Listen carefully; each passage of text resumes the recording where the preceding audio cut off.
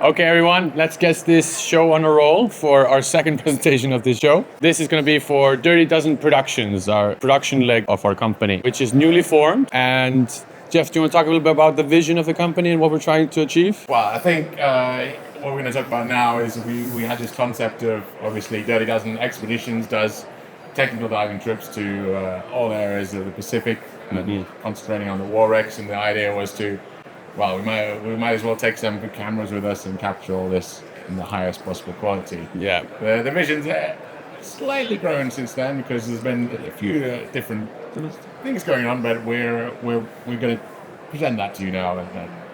Yeah. So, who are we, Geoff?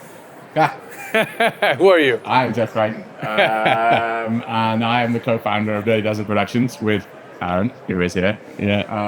I've been diving for a very long time. I've been filming for a very long time. I have a background working in Formula One. It's a swear word around here at the moment, but we wanted to take all that experience producing and producing content and bring it into the diving industry and really elevate the kind of content that gets produced, and hopefully that builds an awareness of the underwater world and what's out there, more in the documentary space, and inspiring future people through that footage. Yeah. And I'm Aron and the way I got into underwater filmmaking is when I started diving about 20-something years ago. I was in Koh Tao. I bet many of you have been there, working for the biggest dive school in the world. And I started as an underwater videographer. I was basically selling like open water course videos to students in the bar at like 8 p.m., But that's where I got into filming underwater, and I was doing it a lot, and I was speed editing every afternoon to have it ready, for the evening, right? And it's something I really enjoyed, like showing people, the wonders of the underwater world. But, it's a really tough industry to break into. You need a dumpster fire of money to burn, which we'll talk about later. But, I think about 15 years ago, probably, I bought my first professional rig. That was a Sony Z1, which they filmed the first Blue Planet on, I think.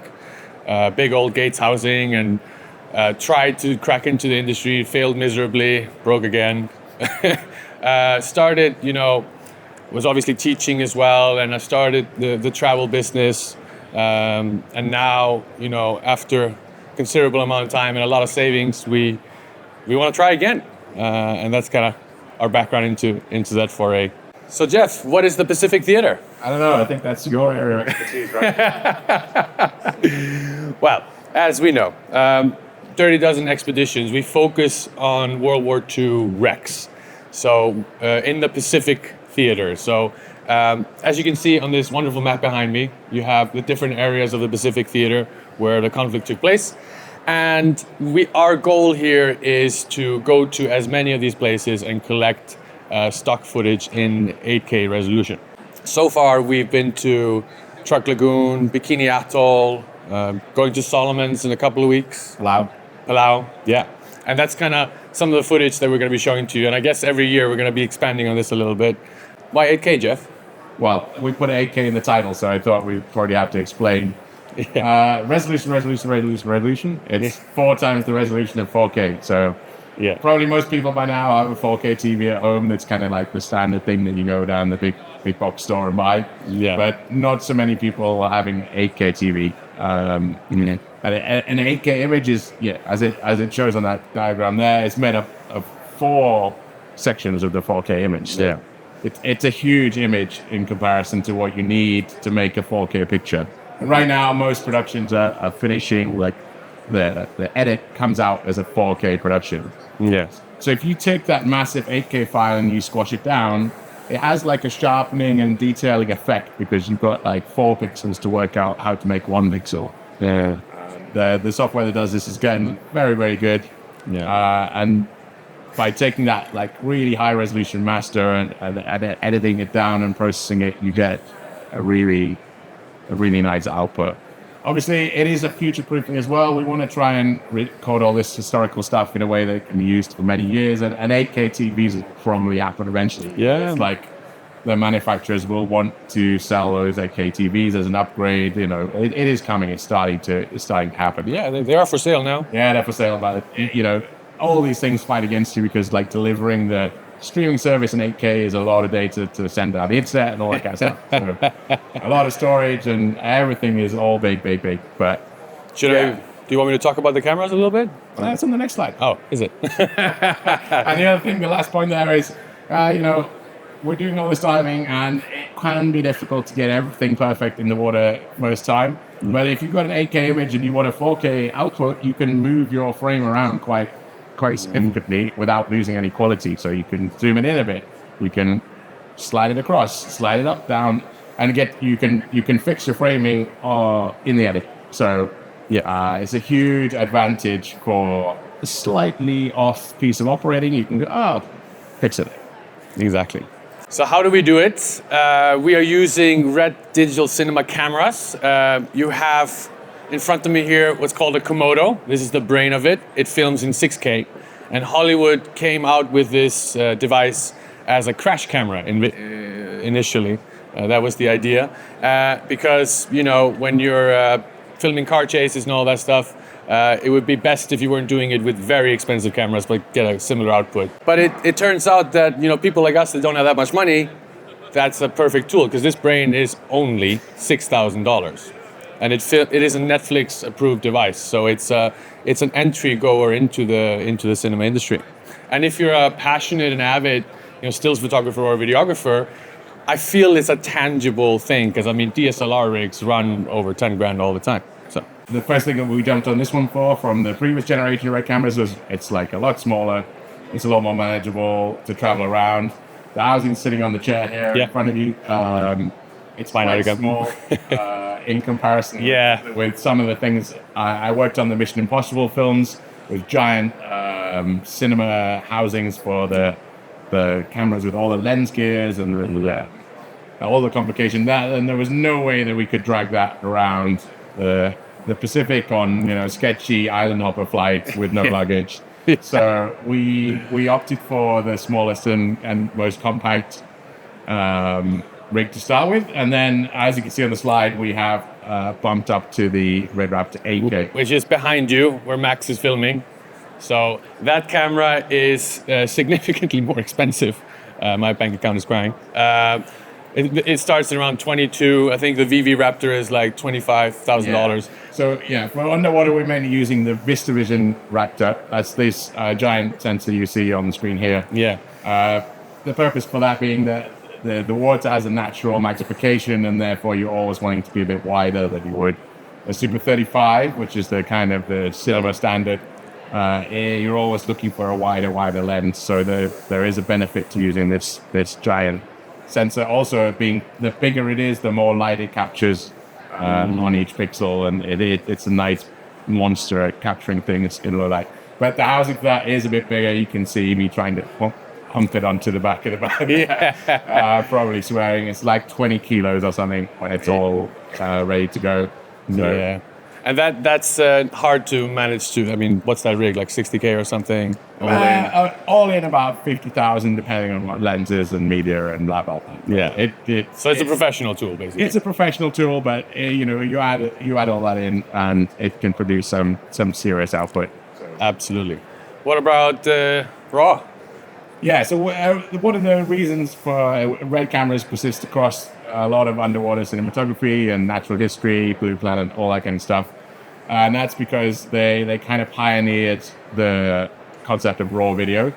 Many of you photographers will know you take a raw image, you can mess around with it in Lightroom. You can change your ISO, you can change your white balance, you can make whatever you didn't quite get in the water, you can fix. Now, obviously, you can't really do that frame by frame in video manually. It would be a huge pain. So the Red camera they have a bunch of patents that allow them to control the industry to have internal RAW recording. So every frame is recorded in RAW, and then you can completely manipulate everything in the post-production. So what he's basically saying, he can send a donkey like me out to film and fix it in post.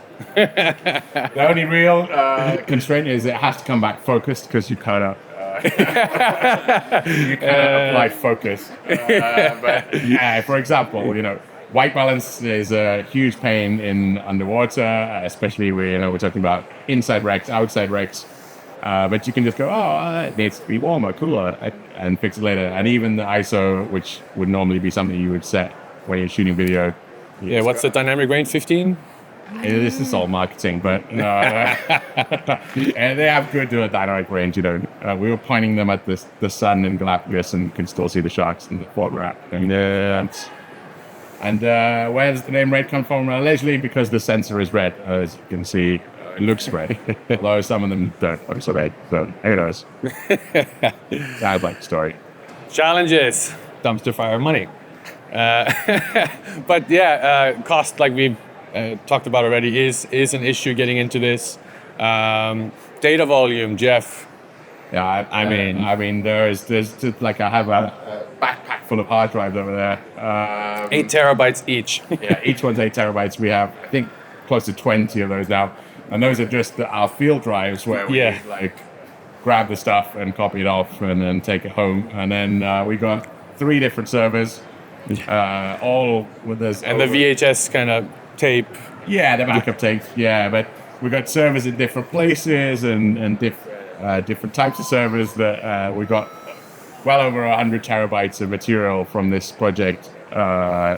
Spinning on Rust drives, and trying to keep it alive. So that is one of the challenges, especially the higher quality 8K. It just eats drives like there is no tomorrow. Yeah, what is the data rate on that recording right now? Well, we're not recording in particularly high quality right 8K now. low Q, but it's recording in what?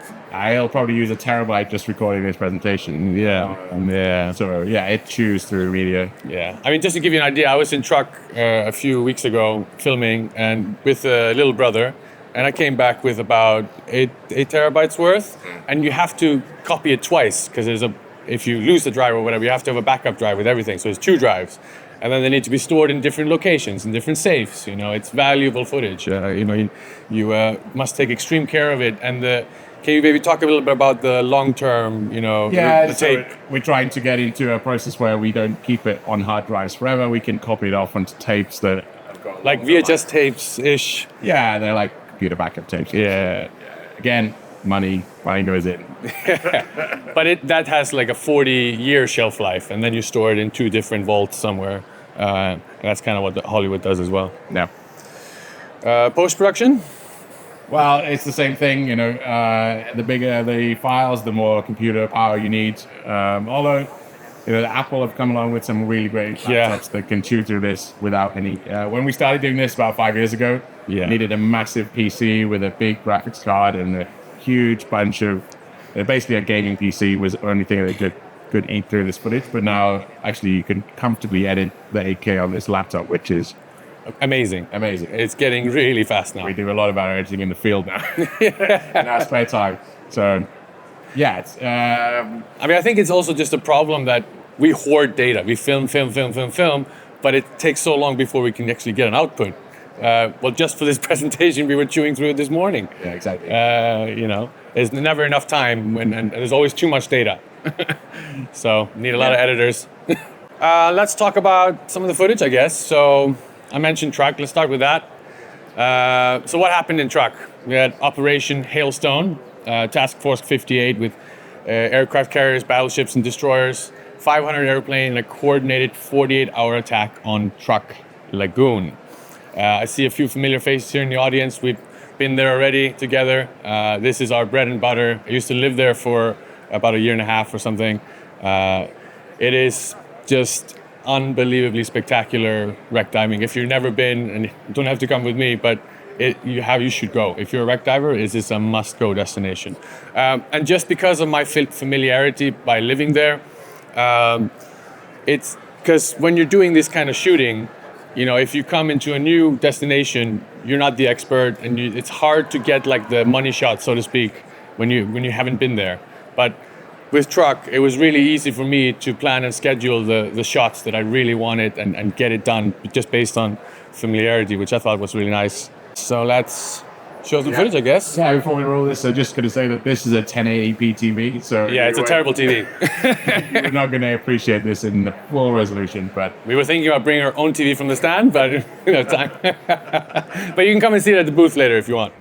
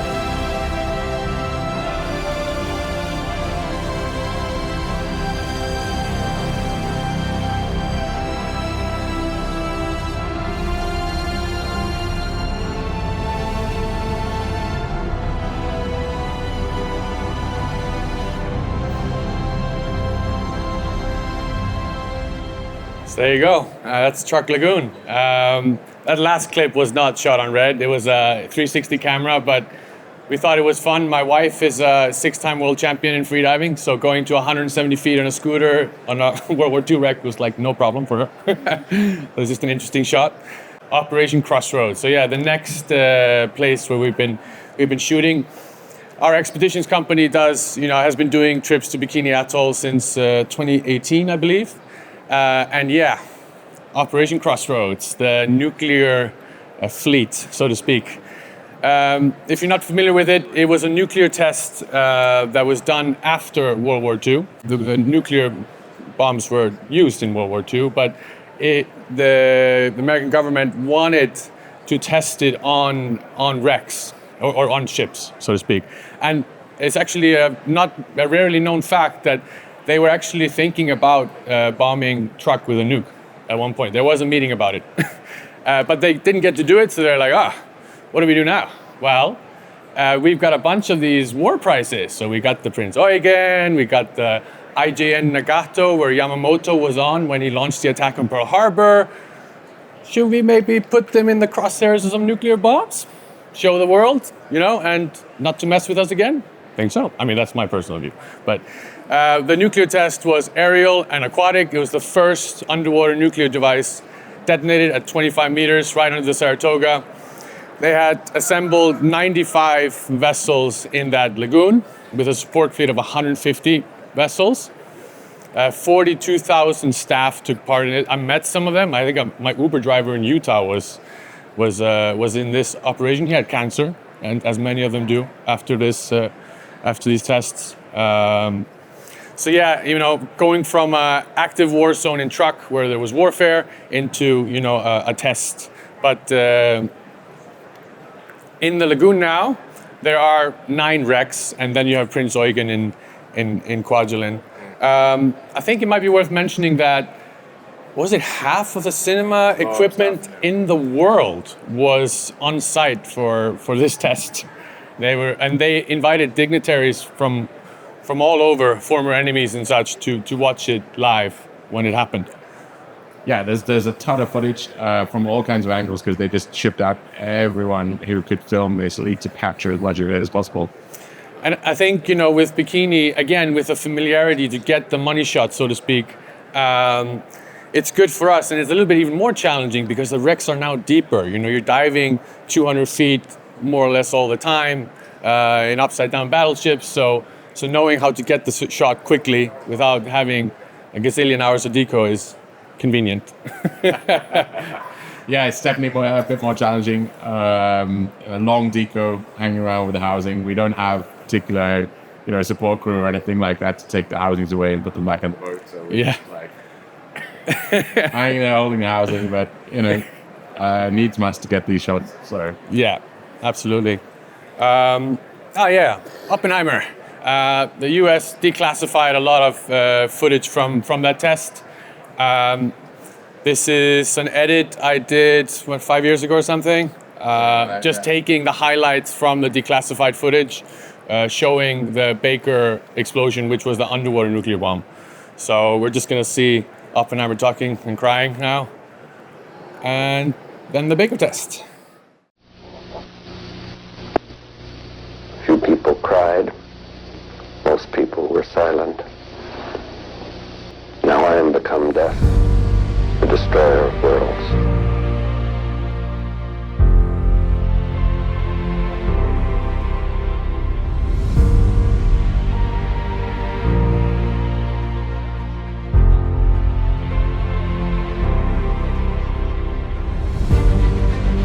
The evacuated ruler of Bikini, King Judah, gets a front row seat at the bomb blast.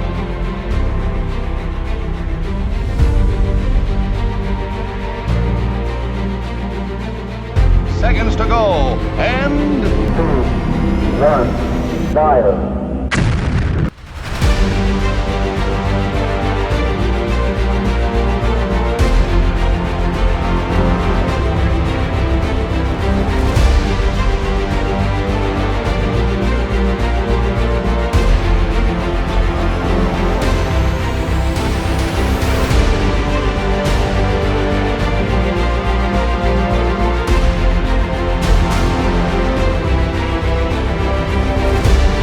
And we had to be very, very careful on how we use those bombs.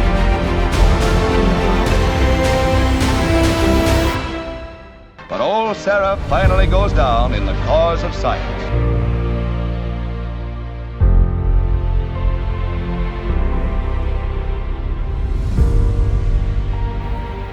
Yeah, so Bikini is a vastly different, like I said, warfare and testing, but also in the types of vessels you're seeing.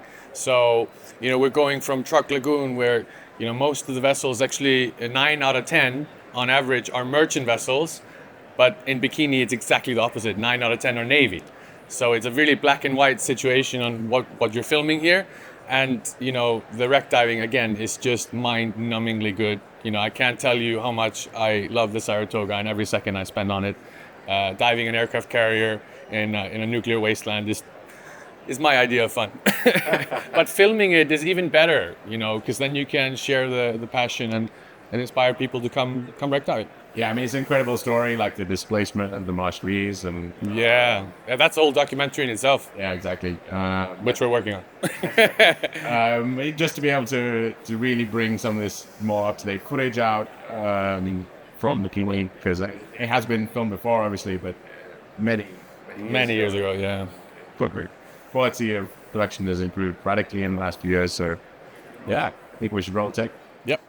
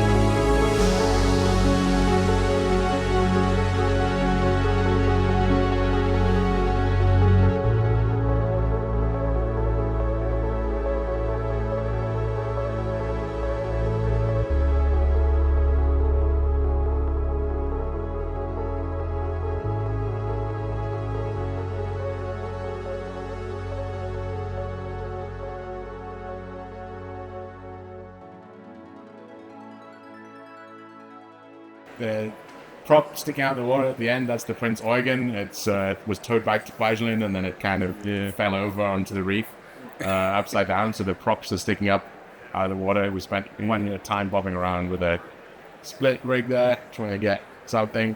And then the Saratoga, all of those internal details like the dentist's office. Yeah, I mean, the siltage factor in bikini is significantly higher than truck. So getting them in pristine conditions is next near to impossible unless you plan it very carefully. Yeah. Like that dentistry never looks like that.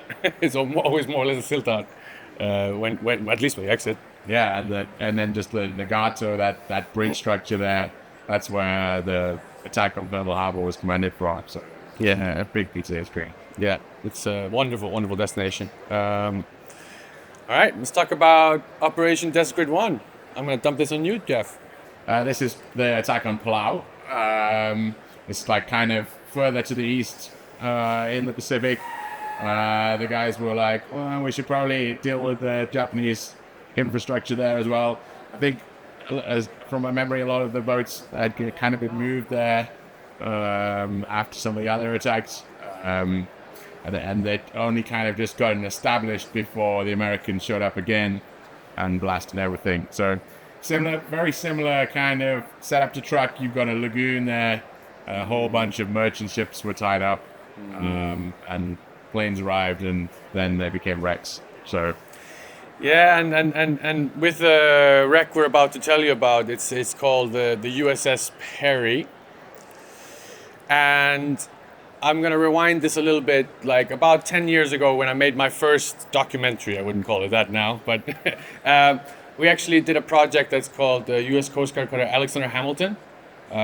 Quite a famous ship, the first ship that was lost to the Americans after this came into World War II. I was sitting at 300 feet off the coast of Iceland, where I'm from, and very challenging dive. We dove it twice. And we managed to make a documentary honoring the people that were left behind. 26 people still on the inside.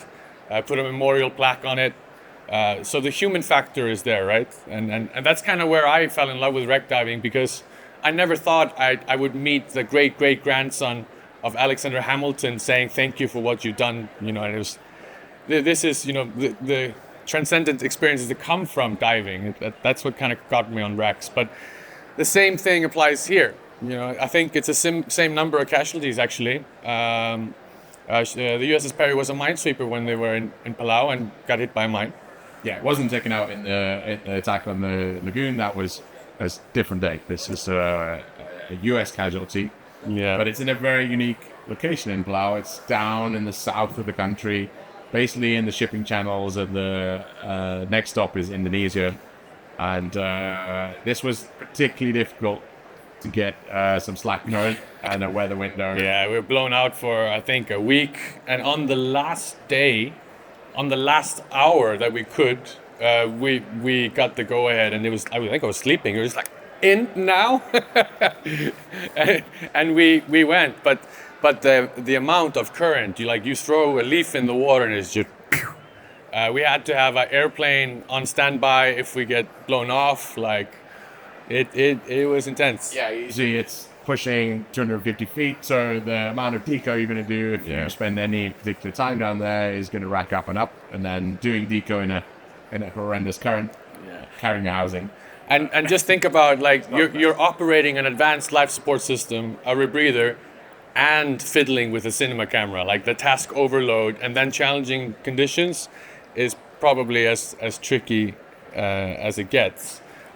We were exceptionally lucky when we went down the shot line, because we got slack current on the wreck. There was barely anything. Yeah. Which was really, really lucky, and it gave us a chance to film it on the Komodo. The only footage I know of it is like filmed on an old GoPro or something. I think only 60 people had dived it. Yeah, there was some TV specials done in the early 2000s and things like that, but it's always been a difficult dive to organize. Yeah, it's taken a few lives as well. But we captured the footage. One day, all of it's going to be in a documentary somewhere once we find a buyer. But we have a little selection of clips we'd like to show you from that. Anything you want to add, Geoff?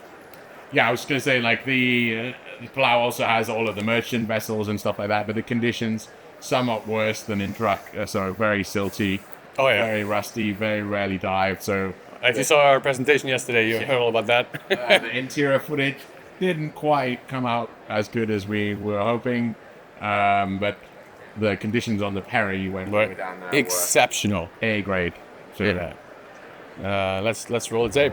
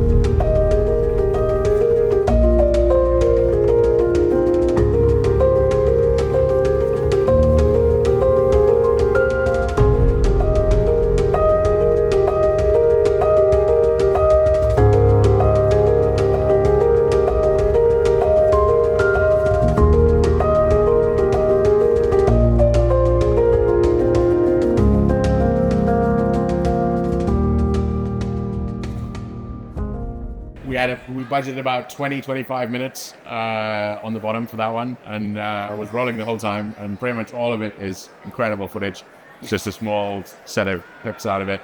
We were just super lucky to get those conditions. Yeah, and hopefully we'll get to make a documentary on it one day, honoring the families of the ones that are left behind. So I think we reached the end of our last minute prep. Yeah, we made it. We made it. And we timed it well. Yeah. Does anybody have any questions for us? Oh, yes, good question. I'd say if you want to do these trips, you've got the little postcards on your seat. That's all of our destinations. I recommend you to plan like 2 years in advance. It might seem a long time, but it's also like to be able to pay the money, prep, book the flight ticket. Going to Micronesia is no small thing, or the Marshall Islands or Galapagos. So that's our bread and butter. We're literally right there behind that booth, 1553. Come and book your next rebreather or open circuit tech trip with us. Yeah. Thank you so much, and I hope you enjoyed it. Guys.